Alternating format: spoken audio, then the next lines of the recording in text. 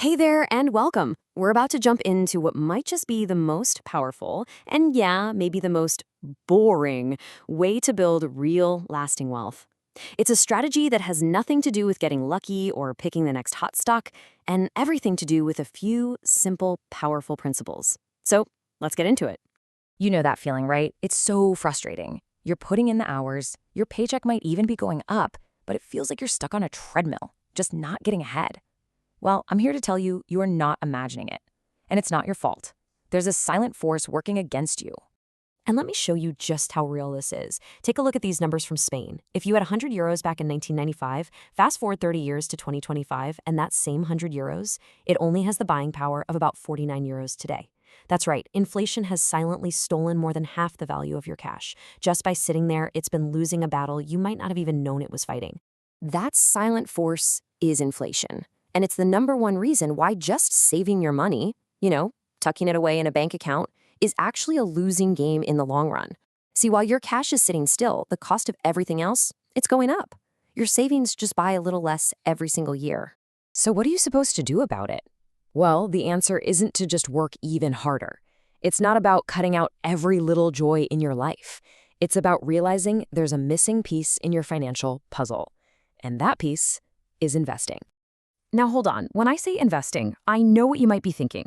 Stressful charts, risky bets, trying to outsmart Wall Street. Forget all of that. We are talking about the complete opposite. We're talking about passive investing. It's simple, it's effective, and honestly, it's beautifully boring. Let's just break that down for a second. On one side, you've got active investing. That's the stressful game of trying to pick winning stocks and time the market perfectly. It's super difficult, and honestly, the data shows that most people who try it end up doing worse than if they'd done nothing at all. But on the other side, you've got passive investing. The idea here is so humble and simple. Instead of trying to beat the market, you just buy the whole market, and you let it grow. This quote just nails the whole philosophy.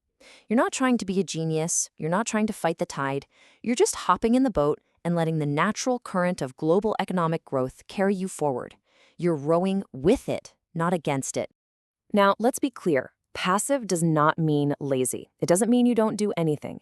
It's all about being smart up front. You make a few key decisions at the very beginning, and then, and this is the hard part, you have the discipline to let it be. It's like planting a seed. You pick a good spot, you put it in the soil, and you water it. You don't dig it up every single day to see if it's growing, right? You just let it do its thing. Okay, so how does this actually work? What's the secret sauce? Well, the entire strategy is built on three super simple but incredibly powerful ideas.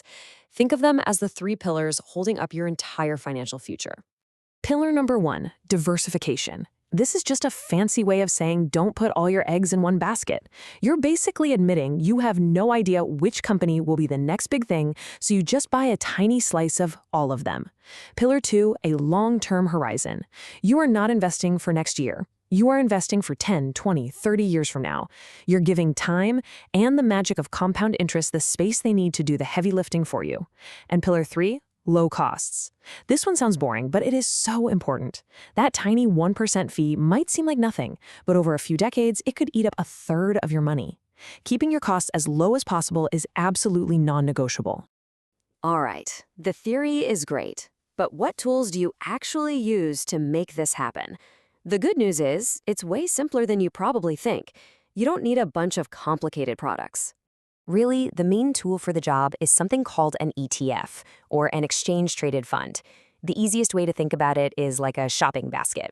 Instead of going through the store and buying one apple, one orange, one banana, you just buy one share of the basket. And boom, you instantly own a tiny piece of every single thing inside it. It's basically diversification in a box. And here are a couple of the most common choices. You could go really broad with something like an MSCI World ETF, which gives you a piece of around 1,500 companies all across the developed world. Or you could focus on just the US market with an S&P 500 ETF, which tracks the 500 biggest American companies. Now, because it's more concentrated, the S&P 500 tends to have bigger swings up and down. That's the higher volatility. But historically, that extra risk has also come with a bit of a higher return. There's no wrong answer here. It's just about knowing the trade-off. And hey, here's a little pro tip. When you're looking for an ETF, see if you can find one that says accumulation or has ACC in the name. All this means is that when the companies in your basket pay out profits, called dividends, the fund automatically uses that cash to buy more shares for you.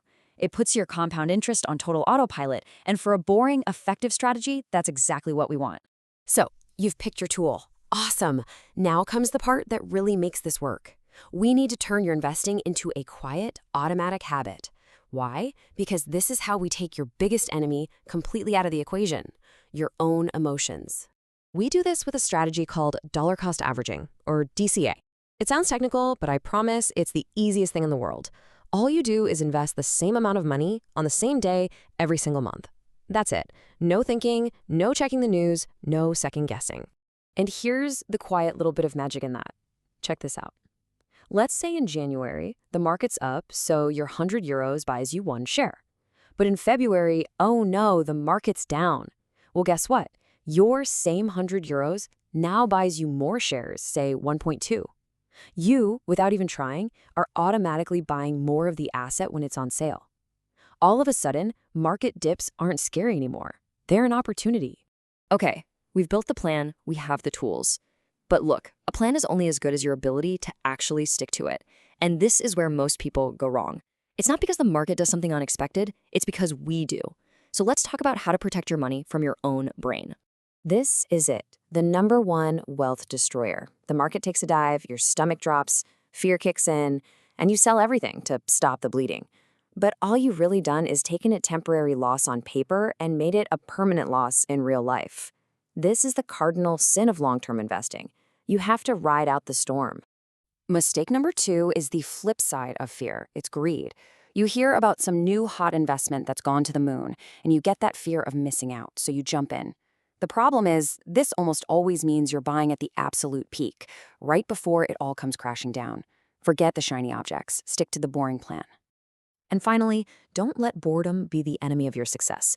Your plan is simple and solid, and because of that, well, you might get tempted to do something, to tinker, to tweak. But every time you do that, you're adding risk and complexity. Remember, with passive investing, your main job is to set it up right and then leave it alone. Let the cake bake. And this really says it all, doesn't it? The system is designed to handle the crazy ups and downs of the market. The only real point of failure is us. When we lose faith and abandon the plan. Success here doesn't take a genius. It just takes the discipline to trust the simple, rational plan you made in the first place. So I'll just leave you with this final question to think about. You work incredibly hard to earn your money. Who is in charge of making sure it doesn't just melt away over time? The answer is you. And now you have a simple, powerful, and, yeah, pretty boring plan to do exactly that.